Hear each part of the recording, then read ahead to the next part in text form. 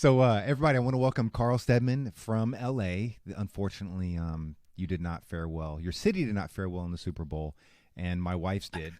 So I have to point that out. I mean, we have a lot of stuff to get into, Karl, but I mean, business is business, and there's Brady jersey signed and Gronkowski jersey signed and helmet signed, all this kind of Boston paraphernalia behind me that unfortunately everybody's going to have to suffer through over the next 30, 60 minutes. So, but thank you for joining me, man. This is kind of a cool deal. Been in the works for a few weeks, and for those for those people who are listening or watching or whatever that may not know who you are or may not know who I am, we're going to take 2 seconds and let you give that quick spiel. So those that do know, I'm going to flag in the little in the YouTube video so they can just jump ahead of this part because we don't want to bore them.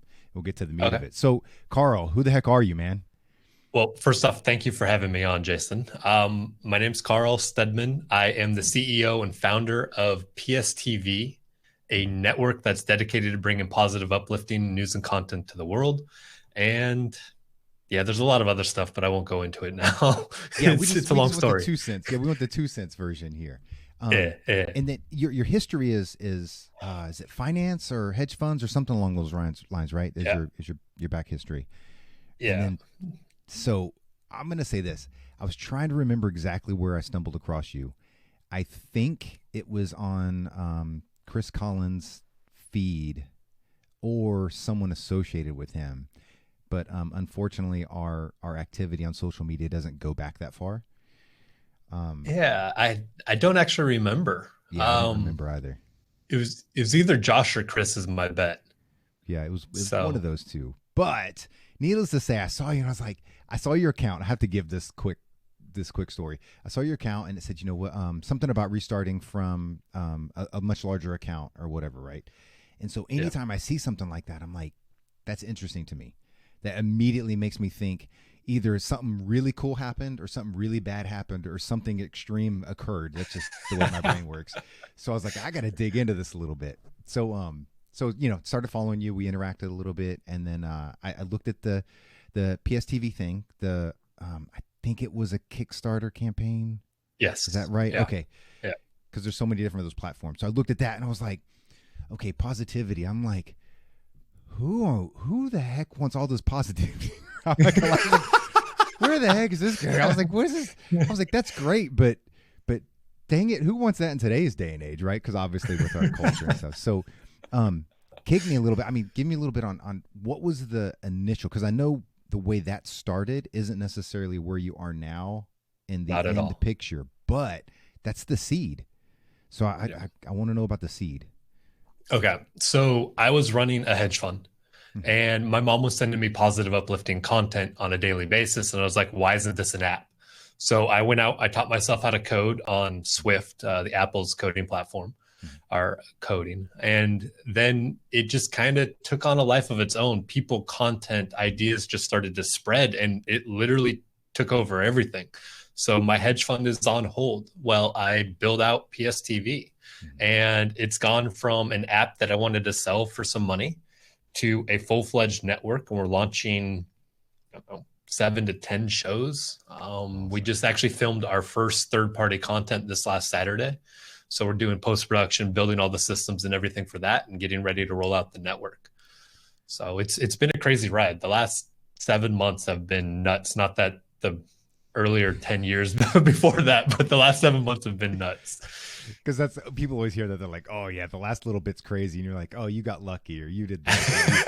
You're like, no, dude, you just didn't see the last 20 years, man. It's like, yeah.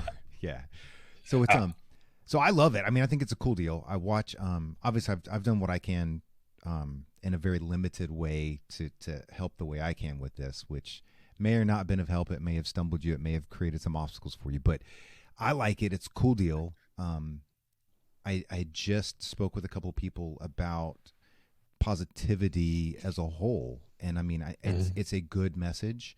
What I want to get across, and maybe you can help me expand on this, is that it isn't a gimmicky, campy kind of, hey, pick your head up. Oh, fall down 7, get up 8. It's not that kind of thing. And that's kind of, no.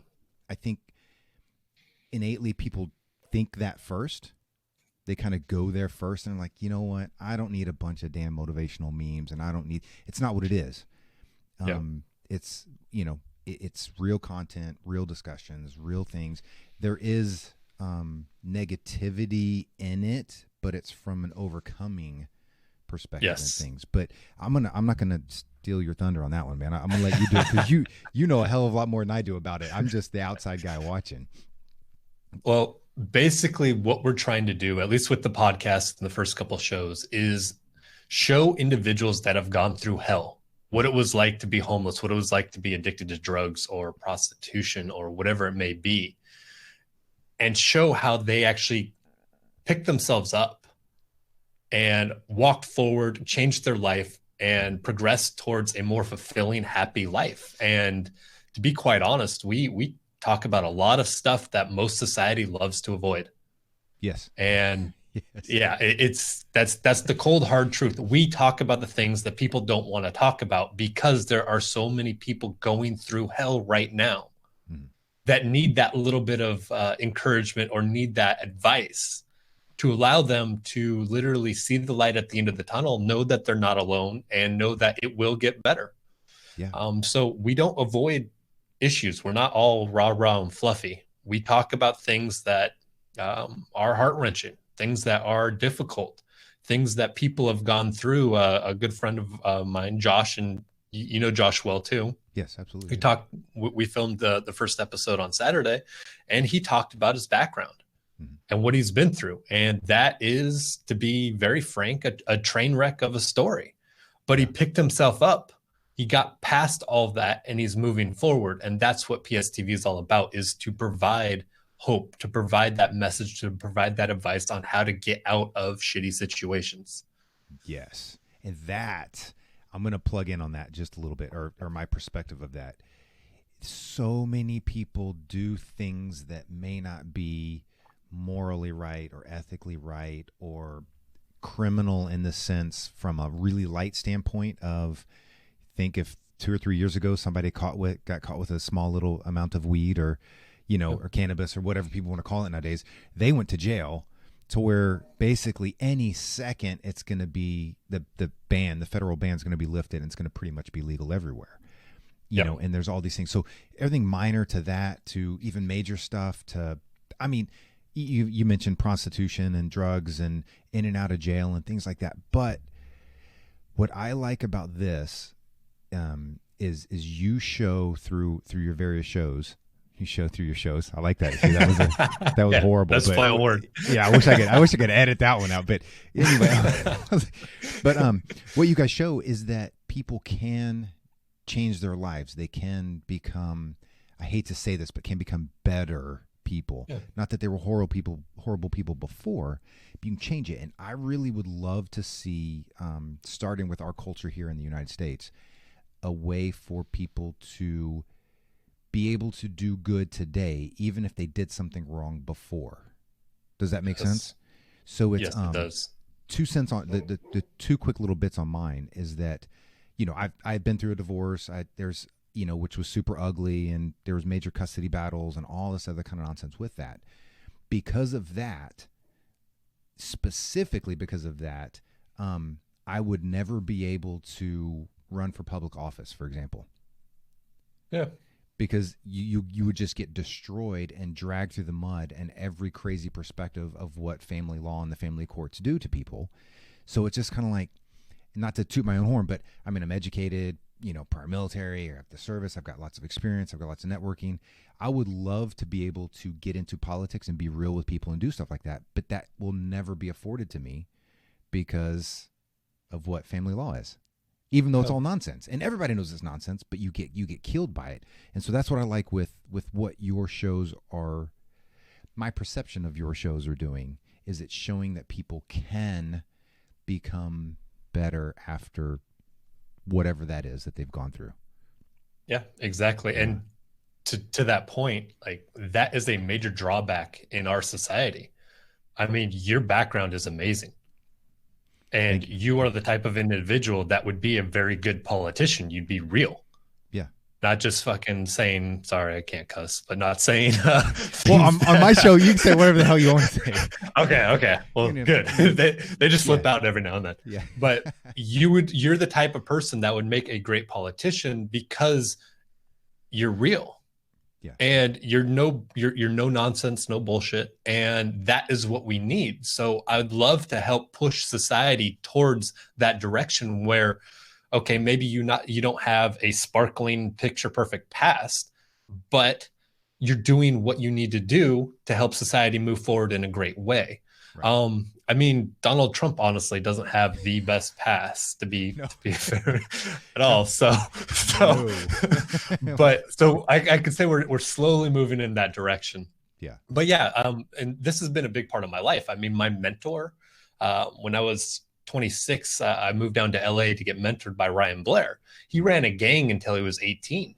He got arrested. He was getting sentenced. He has to judge for leniency in a written letter, and the judge granted it to him because he said that quality of writing belongs in the classroom, not a jail cell. Oh, wow. Okay. And since then, he's gone out and built multiple companies, extraordinarily successful. But that's the type of individuals that I've been around for a very, very long time. And it's like, to be quite honest, if you have a sparkling past, you're full of shit. There are very, very few people in the world that truly have that perfect past. Yeah. So in my opinion, it usually means you have some level of resources to just hide the crap. That's my opinion. So it's just no one is squeaky clean. Come on now. But that's it. I have to you said Trump, so I've got to say something on this. People will hate me for this, and I'm going to get a ton of evil mail because it's, whatever, if you love him or hate him or in the whatever it is. You know how they have the little implants to help people hear? Yes. Brain implants. I just went blank on the name of them while I was saying that, but they have those, right? Can we please get that for his Twitter feed? Like, that would be the greatest content this world has ever seen. Direct feed from his brain to Twitter. It would offend people and people would get mad and all this stuff. But can you imagine the quality of entertainment that would bring our world? That would be hilarious. Oh, I would. Any resource I had, I would pay for that. You could charge pay-per-view to his Twitter feed. It's just endless. The possibilities in that are endless. It's just like, please. Yeah, but anyway, sorry. I had to plug that because I was thinking about that the other day, and I'm just like, oh man, that'd be so amazing. That'd be funny. That's that's my. Wait till he's off. Wait till he's out of the office to do that, and then just let it flow through. Do it now. Could you imagine all of his little Rocket Man statements and stuff from the past, and think about what he's really thinking. Yeah, no kidding. Oh my, that would just be. Our world would probably explode and implode 1,000 times a day, but whatever. It would be the greatest form of entertainment I could ever possibly imagine. So that's not really a political statement, I don't think, but it's just a selfish way of entertaining. I don't know. It's crazy. That's funny. Yes. But so tell me, you've got multiple shows going on. Yes. I saw the social media images. I hate to say where, because I see stuff on all the different platforms and I don't know where I see stuff anymore. But product of just getting old, I guess. But I saw Josh is in the studio with who was the lady he was with? Paula Leanne, I believe. Okay, it's a hard name to pronounce. Yes, I was like, oh, and I have some notes and I don't know where they went. So I had that written down, but I'm horrible with names anyway. But it looks, it's clean. It looks cool. Josh's message is inspiring, but also scary. Yes. So I want to drive people to go there because it challenges you to really look inward to yourself. Even if you don't share the same experiences, the fact that he's so open about them and communicates them so well now, I'm not gonna lie. Years ago, it was kind of a choppy. It came out a little bit more to a choppy manner, but he's got it, and it's so authentic, and I love that. And so is it? Is that the direction of the bulk of your shows, or are you going to explore some level of journalistic approach or media approach in some of them as well? I mean, what's kind of the future? Where are you moving? All of the above. Okay. Like Josh's show is going to be Josh's show. We have Mhm. 9 others. They all have their own different flavors. They're not all going to be as raw as his show. I Okay. just like how honest, how open he is about everything he's been through, Mhm. and that's why we've chosen his show as the first one to truly take our capabilities and help him out and put him on the platform. But yes, we're going to have journalistic styles. We are going to have news. We're going to have basically everything that has a positive biased Okay. content, if you will. And again, this is the model that we're going for is a Netflix style platform. Okay. So it's not going to just stop with 10 shows. It's going to be as many as we possibly can put on, as long as they're drawing audience and as long as they're giving people value. That's what Yeah. this is all about. Giving them true value, not just entertainment. See, I like that. And is it okay? Are you familiar with Curiosity TV? I've seen a few of that, yes. Okay, so that I picture that. I mean, I know it's kind of like Netflix. It's similar in nature, but it's just like Netflix is just everything. You know, Yes. it's all over the place. You know, old stuff, new stuff, unique stuff, whatever. But the Curiosity TV I like because it has its sort of singular direction, Yes. which is So yeah, kind of what I see with you guys. we're going to be kind of in between the two. Okay. So today I'm actually talking with an individual about a um, not necessarily beauty line, but like products that are ripped apart to the point where they go through all the ingredients and holistic, all of that stuff, to Josh's stuff, which is the entire gambit plus news. Yeah. We actually have 2 brands. One's an anti-brand that will appeal to millennials that are jaded with society, Mhm. and the other one is PSTV, obviously. So we're going to have a mixed bag of messages or let me rephrase that, a mixed bag of narratives, Yeah. um, depending on who the target audience is. So it's not going to just be the stories that I have on my podcast or Josh's type of stories. It's going to be a whole lot to appeal to a broad range of individuals. See, I like that. And I know this. So here's a question I think a lot of people are going to ask themselves when they're exploring the app or exploring the network and exploring things is you said, you know, a sort of a mixed bag of narratives and things of that nature, which is important because you've got to be Yes. able to grab the attention of a wide range of people and Yes. perspectives. I'm trying to think the right ways to say that and be safe in our deal. Um, which brings me kind of to my question on this is that we have such a polarized society, tribalistic society, and you hear all of these things, echo chambers, and you hear all of those words associated with it.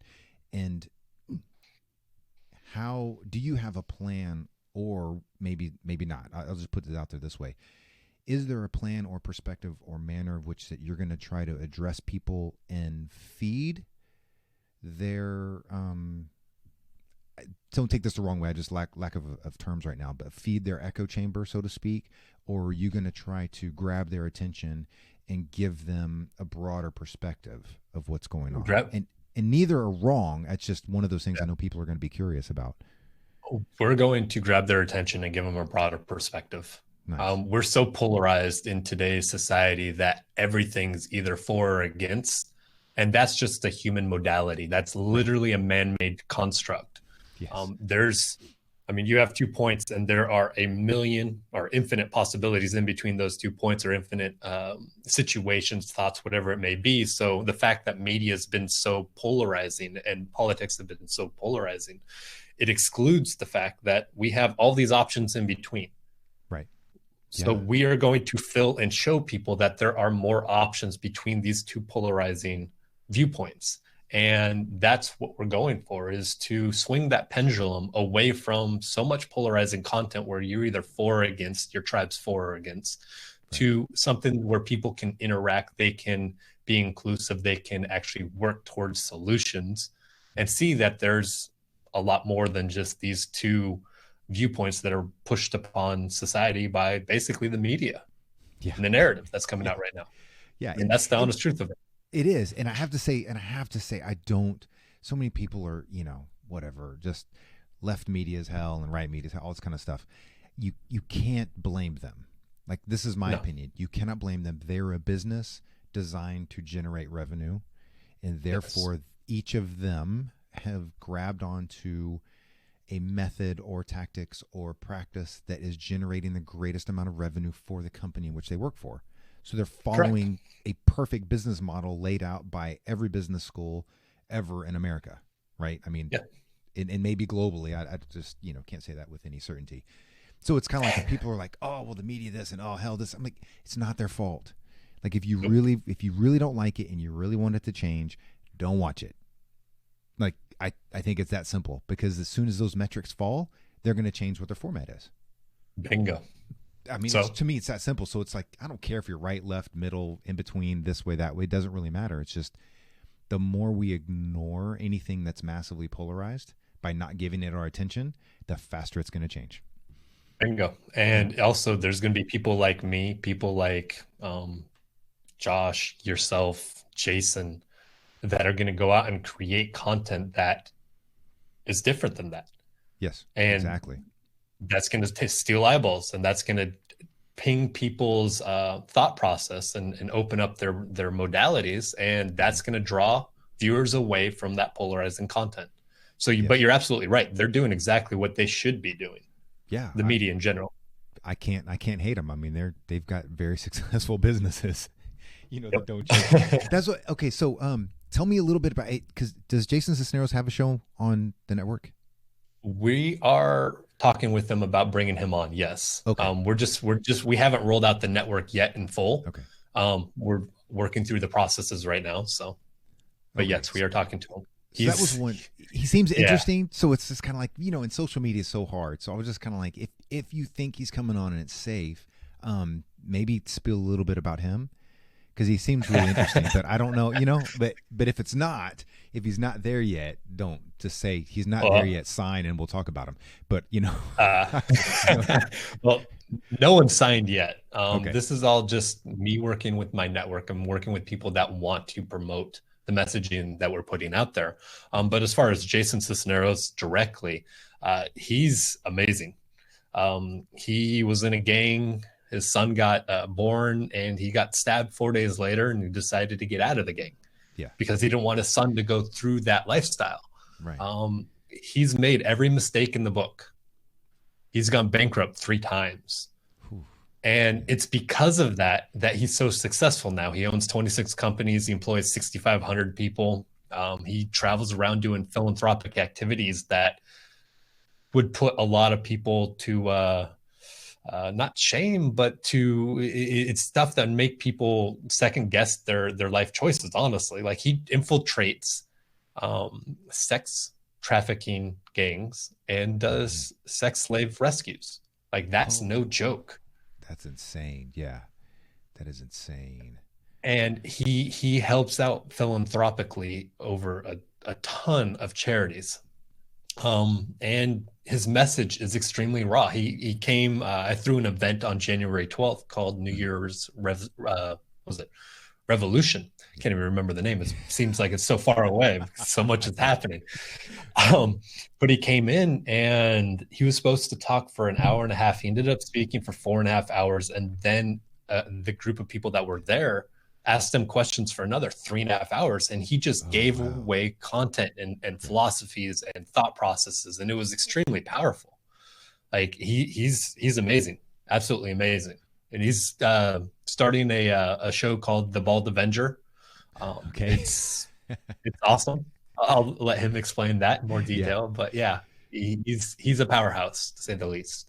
No, it's awesome because like I said, on social media, it's really hard to get the full, complete picture of people. So it's just kind of like the a few of them that I've seen kind of interact with you. I'm gonna pound you about those a little bit, but that was one. Another one. You just interviewed Chris Collins a few days ago or last Yes, week.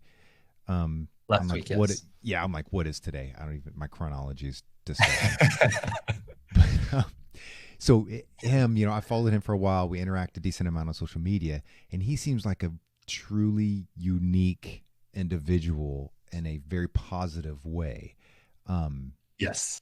And his message is cool. And you know, I watch one of his podcasts, which I think he's still doing, is the Business Outlaws. Yes. Yes. Um, It's growing yeah, dramatically right now. it's So growing quickly, and you know, I just see that because I know he's got another project going on, and I'm so horrible with names and things like that, so I'm not going to try to butcher it for him. But so how was it talking to him? I mean, what's that was awesome.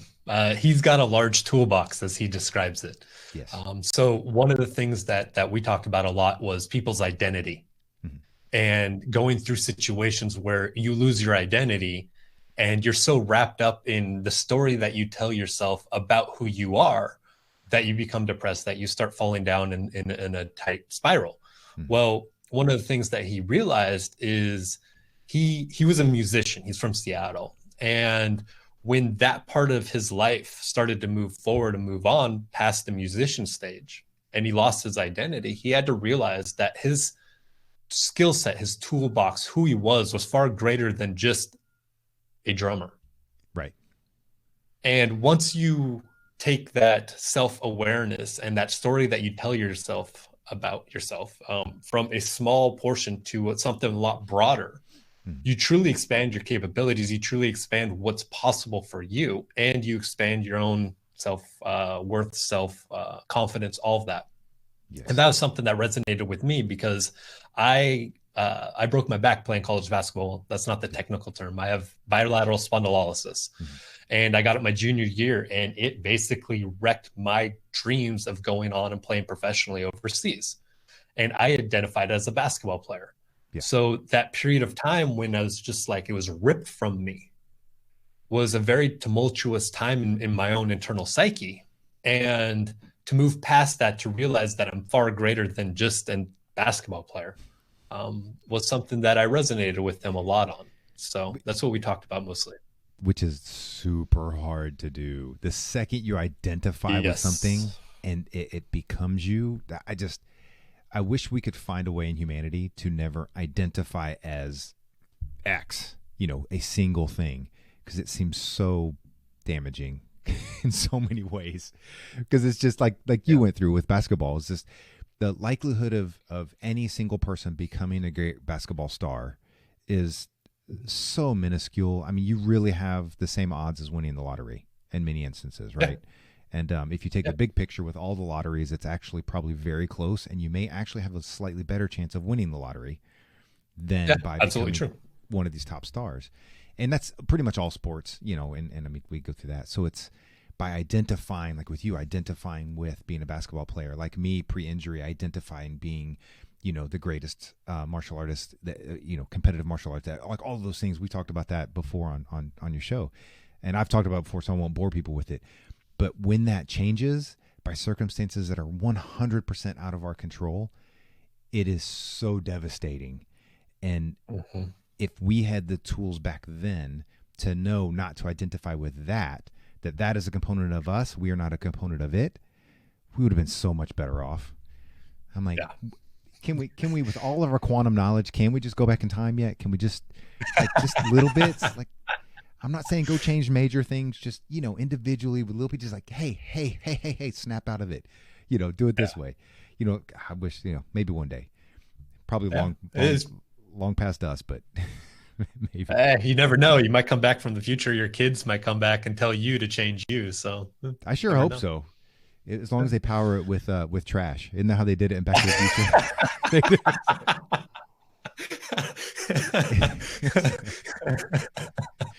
That's funny. you know, a little biofuel, eco-fuel, whatever you want to call it. It works. But Exactly. but yeah, so with yourself or with your discussion with Chris, can you? I mean, these are questions that I get a lot, and that I even deal with a lot coming through, and you're familiar with this from some of our private interactions. But what are some of the tools or steps in any specific order that people can do or take, or perspectives they can change to get out of that rut or that self-identification with something that may be damaging or an obstacle to them moving forward? For example, I'll take Chris, for example. He wasn't the businessman, he was the drummer, but he Mhm. had that knowledge and he knew he had that skill set, which just like with sales, some people are born a salesman and some people aren't, if that makes sense. So he just had an innate knowledge of people and reading businesses and seeing things. But he was going from a drummer to the world of business and business advisory and business consulting, to some degree, perimeter. So how do you make that step from drummer to what he's doing as a business outlaw, so to speak, and get past not being legitimate on your first 1 to 100 steps? Does that make sense what I'm saying? Yeah. So let me ask a question real quick. Mm-hmm. Is that before or after your identity is ripped apart? Well, traditionally, I think that's after. Okay. Or during, as it's being ripped apart, or after. I think sometimes those transitions, they're not crystal clear. Right. Does that make sense? Yeah. So it's kind of like, I don't think somebody's going to make that jump if they're okay. So if Chris was doing really successful in his drumming career and they were touring and things, I don't think he would have made that transition. I think something has to happen to create that, be it traumatic or be it whatever it is. Yeah. Yeah, there's definitely a catalyst. In my case, it was bilateral spondylolysis. In Chris's case, it was actually being passed up, and his manager telling him that he wasn't going to get to the point where he would want it enough to go live on a tour bus for a year, not being paid. Like he was making enough money. So that was his catalyst. The biggest part, at least in my opinion, of creating a new identity or transitioning your identity is being conscious of the internal monologue that you have going on in your head. So I actually wear a rubber band on my left wrist and I snap it. Yeah. And I snap it because I am having thoughts or I'm having processes go in my brain that I do not find conducive to where I want to go. So taking a step back, if you're going through, we'll just use my experience as the example. If you're going through an injury that is ripping you from what you love and what you have traditionally considered yourself, your identity, you need to start becoming conscious of the internal stories you're telling yourself. Because at that point, I was so finitely focused on basketball that I literally did not view all the other skills and talents that I had. I was extremely good at learning, extremely good at investing, extremely good at relating and drawing people in. Right. But I didn't even think about that. So there's two things. If you're going through that process right now, find a way to do a pattern interrupt. So you'll start having these thoughts that start dwelling on the past, or, oh, I got injured, or, oh, this happened, yada, yada, yada. Right. And that starts a downward cycle. But when you're going through that process, you have to do a pattern interrupt and allow yourself to be conscious of that process that you're going through, so you can then switch the narrative that you have going on in your head. And I choose a rubber band because I am conscious of this process, and that right there, it doesn't hurt. It's just a pattern interrupt to stop that thought process. And then once it's stopped and you're conscious of it, then you get to choose the narrative that you put into your head to redirect your path. And in my case, it was, this is how I actually got confidence. I didn't have confidence growing up. I had none. Like, I was good at basketball, but my self-worth was not there. And it took many years of redirecting that internal monologue to a more positive, to a more fulfilling thought process to actually get to the point where I am now. And it's still a process. But once you become conscious of that identity or that thought process that you truly have been telling yourself, and then you start redirecting it, it becomes actually easy. Yeah. The second one is realizing that you are more than just the sum of your experiences, if you will. Mm-hmm. Right. And that's another conscious realization, but you got to take inventory of what you're good at, even outside of your finite skill sets within that arena. And you will realize as an individual, just like everyone else in the world, is you have a lot broader skills that are not just being applied in my case, basketball. My skill set was a lot broader, and I had to realize that I had more value. So it's becoming conscious and then taking inventory. And if you do those two things, it's not going to be an easy process by any means, because for me, it was 24 years of basketball. That is a long time to establish those connections within my brain that kept getting stronger and stronger and stronger as I thought about it. But you become conscious and then you start marching towards a different path. Yeah. And that's, cognitive reprogramming or cognitive conditioning, and you can call it anything. Yeah, you could strap a dog collar to your thigh and zap yourself. Yeah. Yeah. Whatever I'd love to see someone do that. I know. That's why I had to say it. I was like, there's somebody out there that's special enough to try that one. This is every, but yeah. So, okay. So let's take that, because that is absolutely correct. From a psychological standpoint, you have to condition yourself almost to dull some of the outside noise, dull some of the outside negative feedback or internal feedback you're giving yourself. So let's say that. So we've taken some of the steps and with somebody, and they've got to the point where they're feeling more confident. They know they're not who they used to identify with in that singular perspective, that they've got a larger toolbox, just to go back on the references we used earlier. And now they're saying, you know what, I'm going to get into whatever it is, be it something else, be it music or business or whatever. And any kind of consulting or let's say just consulting in general. That's an easy one. And they go out and they start talking to people. Hey, I'm entering into the consulting world. Here are my tools. I would like to do something for you or your company or your business or your group. And they start getting that feedback of, that's great, we like you, but you don't have any experience, we can't hire you. And you may, this is hard. I mean, that's a hard question to answer, but what are some of the things that people might be able to do to get around that in the processes of growing? Okay. So two things. The first one is allow yourself permission to fail. Yes.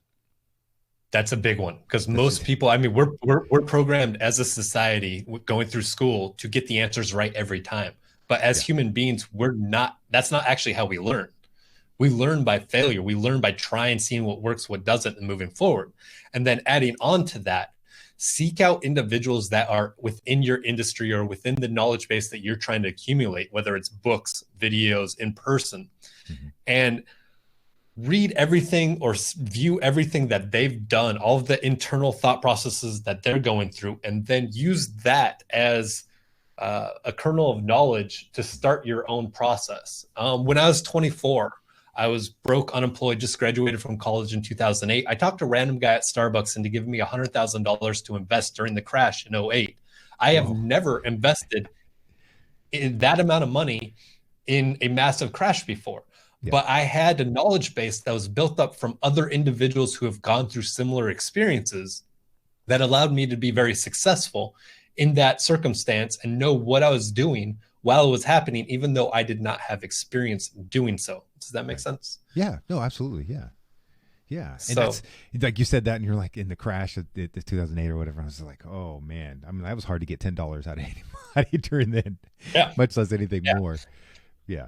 And I like that. And that's kind of one of those things is I just know people come to me about that. I know you probably still internalize some of those things as you hit stumbling blocks. I don't even know if I want to call half of them failures, but stub your toe every once in a while and you're just, you got to shake it off, snap your rubber band or shock yourself or whatever it is that you're going to do. But that's a good one. And it's so often people are afraid. I think people are conditioned to be afraid of giving anyone else a chance in today's society. Yes. And so typically what I tell people, and I don't know if this is right or wrong, but it's worked for a few of them, is that I'm not a salesman anyway, so I don't hit the sales right off the bat, but never come in with the sale. Always have multiple touches before there's any type of a sale.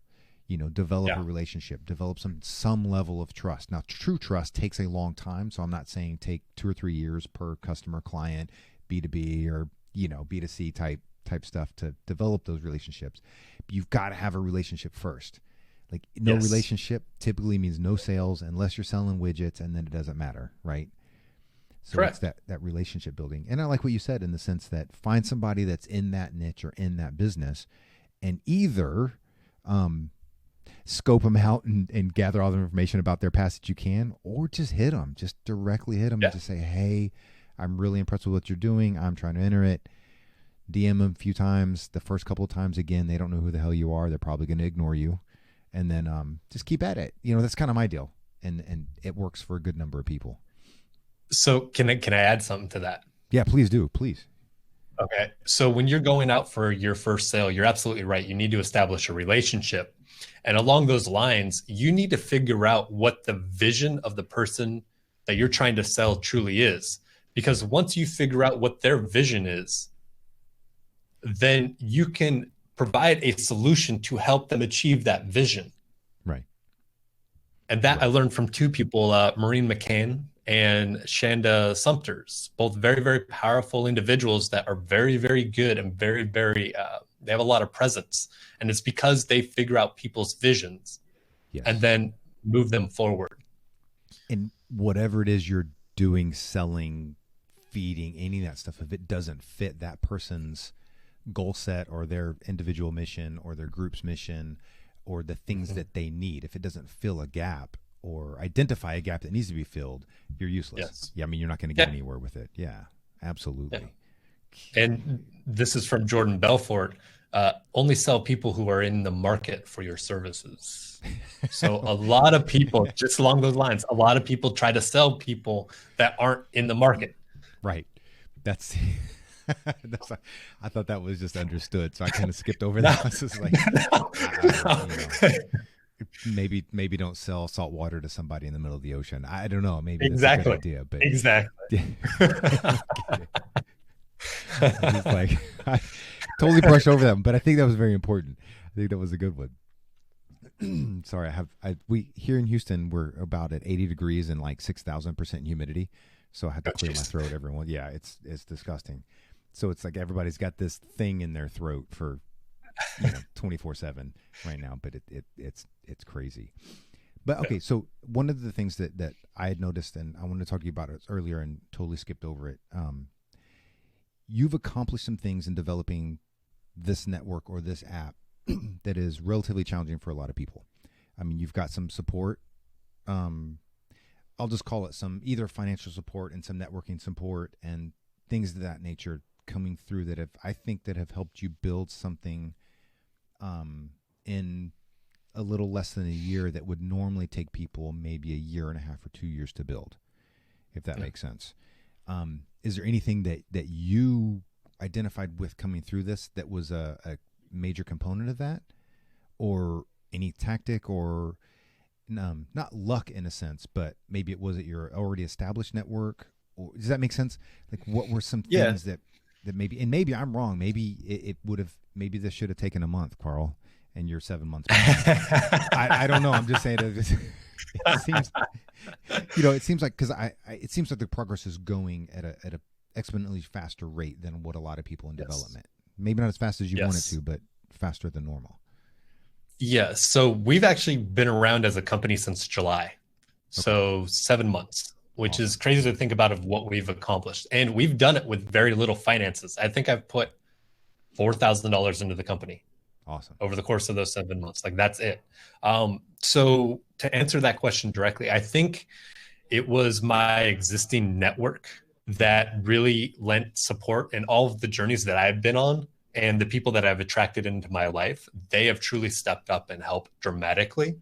And it's kind of funny because there were points of my life where I did these individual projects that directly relate to PSTV, but as I was doing them, they had no relation to anything I was doing. You mentioned when we first met, the old account I had an account of 25,000 followers on Instagram that I got bored of, and I literally just closed it because I was bored.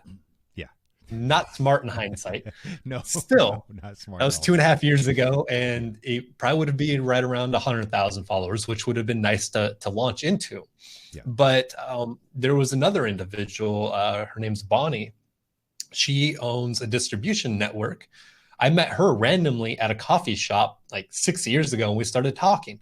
So there's all these disparate events that in hindsight, they all come together right now and help build PSTV. But as I was going through them, they were just random one-off things that had no bearing on what I was doing. Yeah. And Well, they all seemed of, random.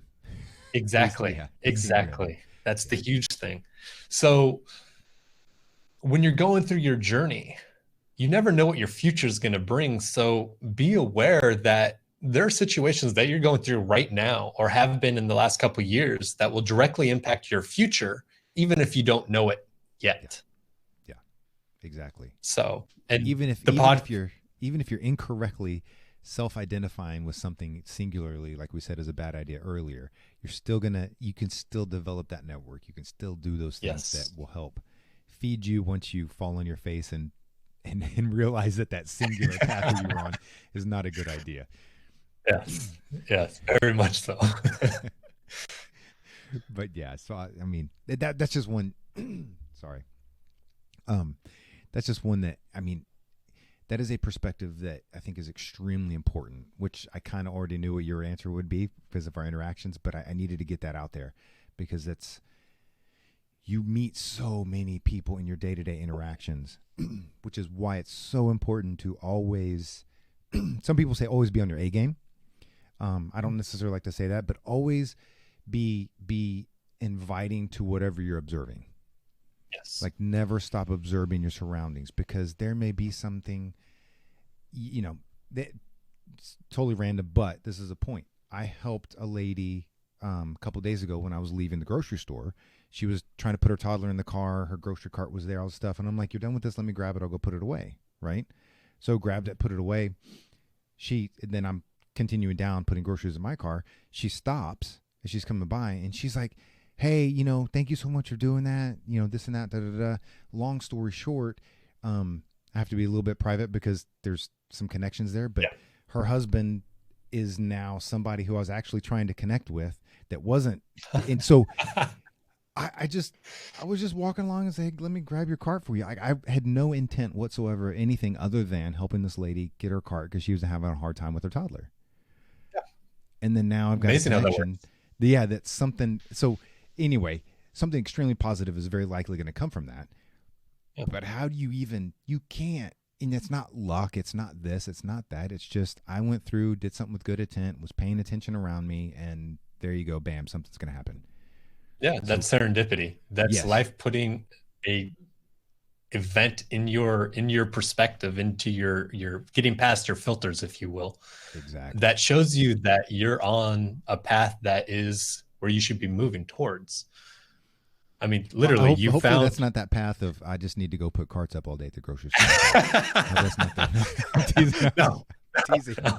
Teasing. I mean, mine that's happened is Starbucks. I have a Yeah. chapter in my new book, Broken Open, about Starbucks specifically because of all the opportunities that I have created out of just random interactions and conversations. Yeah. This just popped into my head. You may not have come across any of this yet. Do you have any idea what some of the rules are with like copyright and trademark stuff and talking in like open forums like this? So like even your shows or shows on your network and things like so like let's just take the Starbucks for example. Like you're putting in your book and you're saying those things. Is Are we allowed to do that? Are we not allowed? I have no idea. I'm just going to do it. If my Yeah, I lawyers mean, say stop, I'm going to stop. it's always easier. No joke. Like that's me. Like it's always easy to ask for forgiveness and approval. But that was what I was thinking Yeah. about the other day because I was like, with all the Super Bowl going on and sports and all this other kind of stuff in media and news, I'm like, what are or are not the restrictions for talking? Because obviously, if I throw logos up and I do all that kind of stuff and use people's images, that's a different thing. The visual thing is very Yeah. different than the audible. But so I'm like, if audio, is there restrictions on audio? And I couldn't find anything on simple Google searches. So I didn't know. So, Yeah. so to answer that question directly, yes, throwing up logos and stuff, you're implying that they're endorsing you. So that's Right. a no-no. Right. Of course. Speaking about them, that's your opinion. Yeah. So they can't do anything about that unless it's libel or the written one.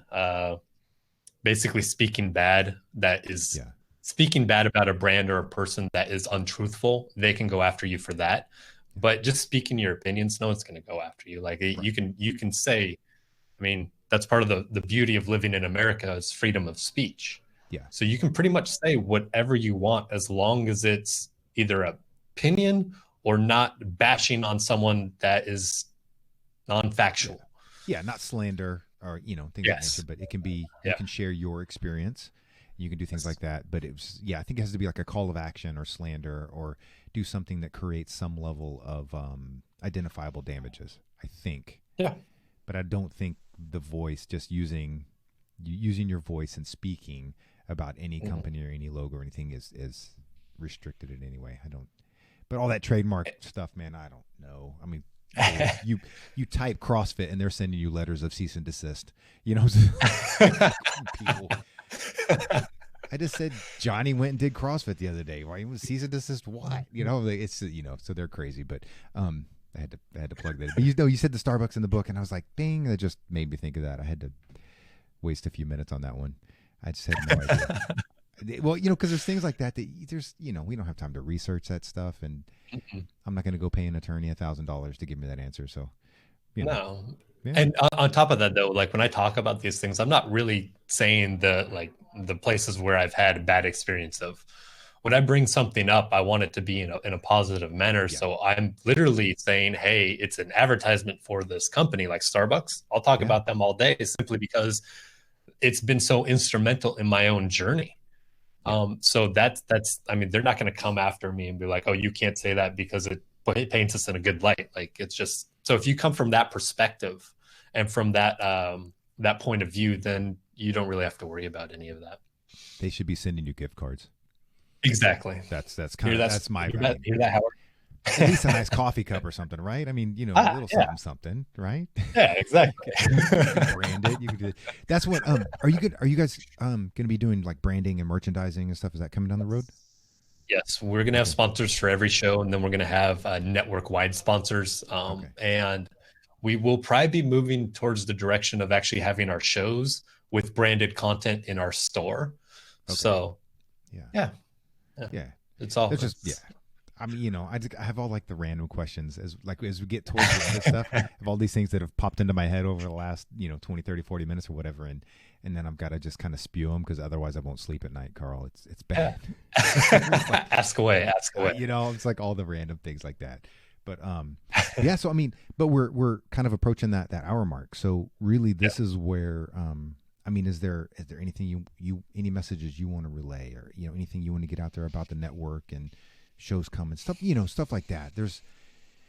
Everybody has a message and everybody has something that they want to get out, and I don't want to. We've covered a lot, so we may have covered it, but I don't ever want to get in a position where I'm stopping somebody from delivering their specific message, if that makes sense. Yeah, I would just say that if you listen to podcasts, obviously subscribe to your show and subscribe to the TVTY Cast. Yes. I'm just going to throw that plug out there because the type of content we deliver adds value.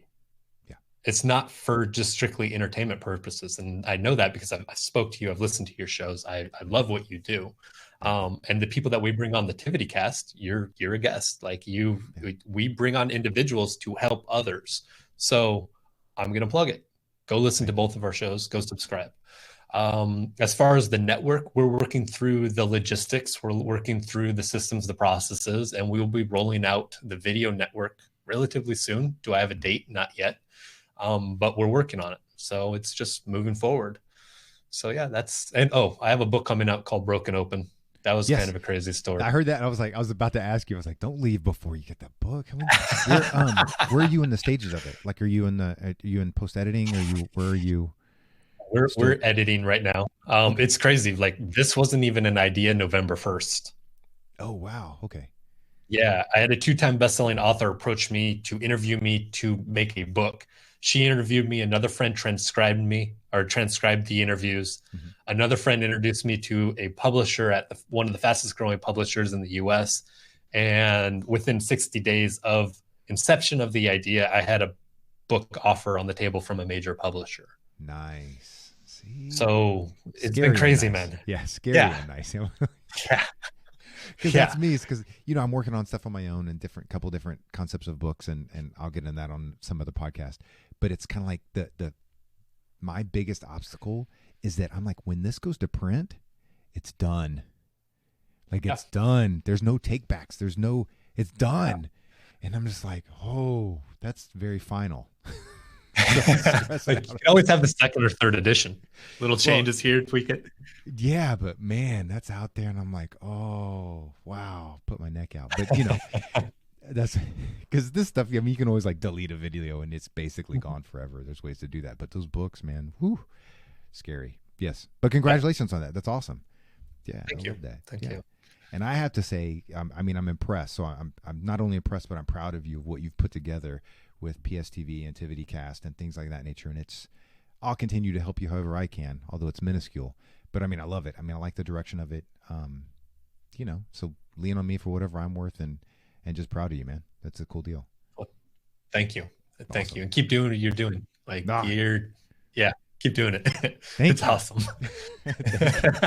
Well, hopefully we'll have you back on maybe when the book's out, and we can go on that, or I can come on yours and we can talk about the book. It doesn't matter. Well, however that stuff works, we'll just put it out to the public talking about your book. I think that'll be fun. And Thank you. I appreciate you coming on.